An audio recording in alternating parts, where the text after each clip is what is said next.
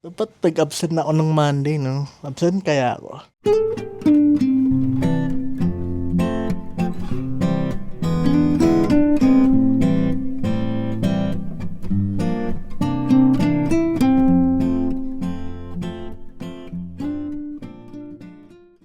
So, bale, June 21 pa lang ngayon and pupunta na ako sa airport. Mag-annual training na ako. Napapansin nyo, hindi pa ako masyadong magaling.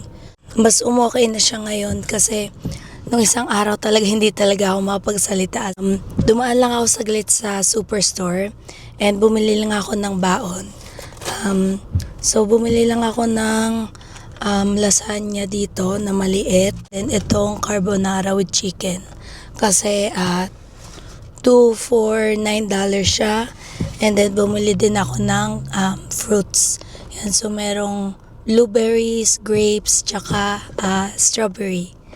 Yan, so papunta na ako ng airport ngayon and grabe, merong malalang aksidente dito sa kanan ko. So yun yung dumaan. So tara, drive na tayo. What's up, guys? It's me, I'm back.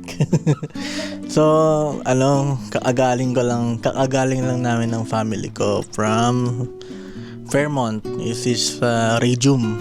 And sakto, alas 4 daw siya dadating sa Calgary. So, dinaanan ko na. Ngayon, sakto talaga, guys. Companion lang ako ngayon.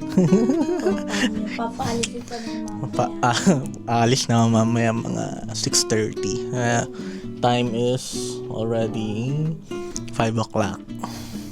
Magpa 5 na. So yeah. Ang ganda ng niya. Ang ganda ng room niya. Hindi nakakasulasok. Wow, ang ganda!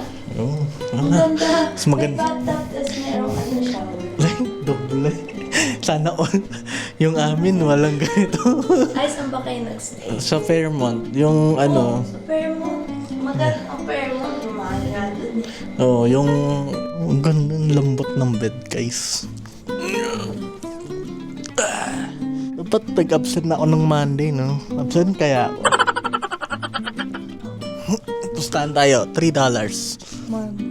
Mormon. Ay, wala. Sa kabila.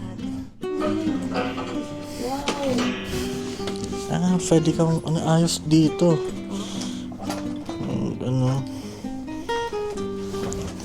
Wow. Sana all. Talagang healthy living ang aking Diyosawa. Meron siyang rep and microwave. Ayan, coffee maker. May extra ka pa blanket. Microwave. Ang linis. Tapos may maliit na. May bayad. Ay, wala. Ano pa? Ang ganda. Alam mo naman, pag ako bilang isang tao, pag binubulungan ako ng hangin, bibinagan namin ang Magpapasabog ka. Uy, wag mong sabihin. Yan, tatayin na po siya. Yan. So, nandito na ako sa hotel na pinagsistayan namin para sa aming annual training. Nagsasampay lang ako ng mga gagamitin kong damit. So, bali 2 days itong training ko. And then, uuwi na. So, mabilisan lang siya. Ayan. So, meron lang tayong mga damit dito, cardigan, tapos mga isang pambahay.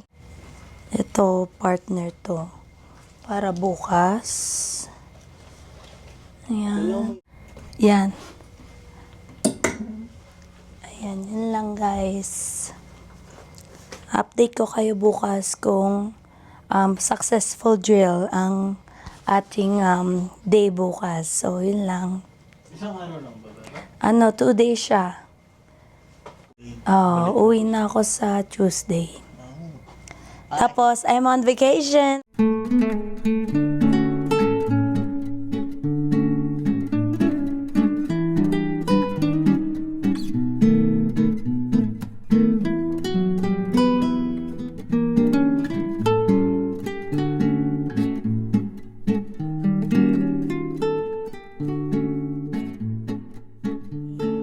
uwi na sila. Magdadrive na naman ulit sila. Gano'ng katagal yung drive niyo? 3 hours? Ingat kayo ah. 2 hours. Wag! Ingat ka. Thank you. Bye. Yun, kakain na ako kasi gutom na din ako. So, meron tayong chicken dyan. Tsura ng ramen natin. Magpa-practice din ako ng konti. Pero, ayun. So, kain po tayo, guys.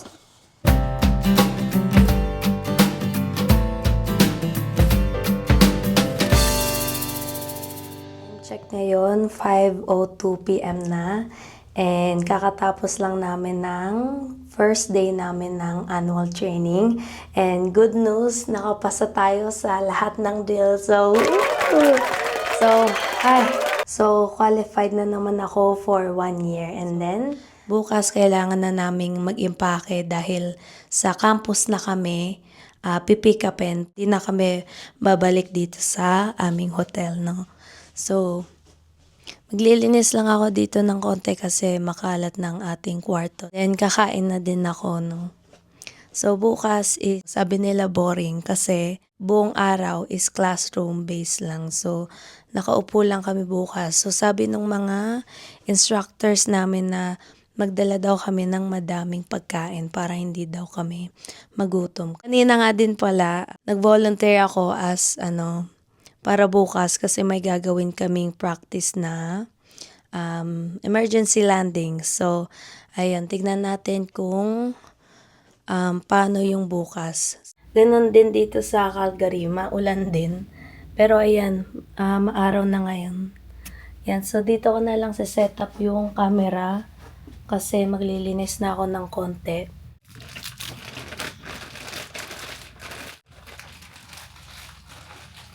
So, bali gumagawa din ako dito ng mga cue cards. Ito yung mga cue cards na ginawa ko nung initial training ko. So, nung first time nila akong i-train as flight attendant. So, madami yan.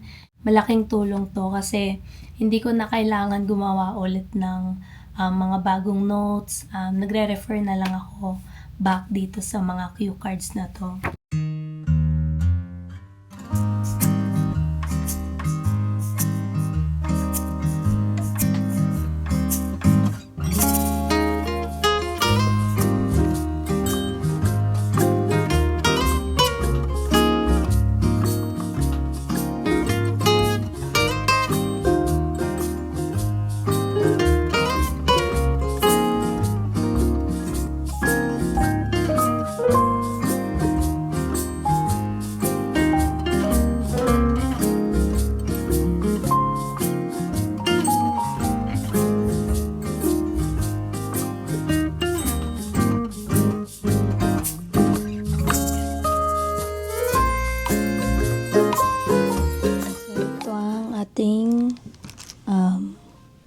Ano na ba ngayon? Dinner. Yan. So, ito yung dinner ko ngayon. Ito yung lasagna na binili ko sa Superstore. Ayan siya. This year, tapos na ako ng annual. And then, di ko na kailangan gawin until next year. May tendency talaga na pag lumipas na yung isang taon, makakalimutan mo lahat ng mga ginawa mo for annual. And so, habang kumakain ako dito, explain ko lang sa inyo kung bakit kailangan naming mag-training every year. So, every year, nagta-training ang mga flight attendants dahil kailangan nilang i-cover ulit yung mga procedures pag mayroong emergency, pag mayroong medical, pag mayroong fire sa eroplano. Nakakaba siya, nakakakaba, nervous, and minsan ikaw lang yung nandun sa drill na yon, yung gagawa ng drill mag-isa mo. Nung una kong annual, which is last year, grabe, sobrang kaba ko guys. Kasi unang annual ko, hindi ko alam kung anong i-expect. Okay naman, okay na okay ako dun sa last year. Kasi sa sobrang kaba ko, talagang araw-araw nag-practice ako. Morning guys, so today is day 2 ng aking annual training. So naka-impake na ako. So babay na tayo dito sa hotel natin. Alright, so nandito na tayo dito na tayo, nakauwi na ako. Time check, 8:11 p.m. na nga. Yan pa rin yung araw, maaraw pa rin ngayon. Magdadrive na ako pa uwi and ayun, so yun lang ang aking annual training. Sana nagustuhan nyo tong video na to and nag-enjoy kayo.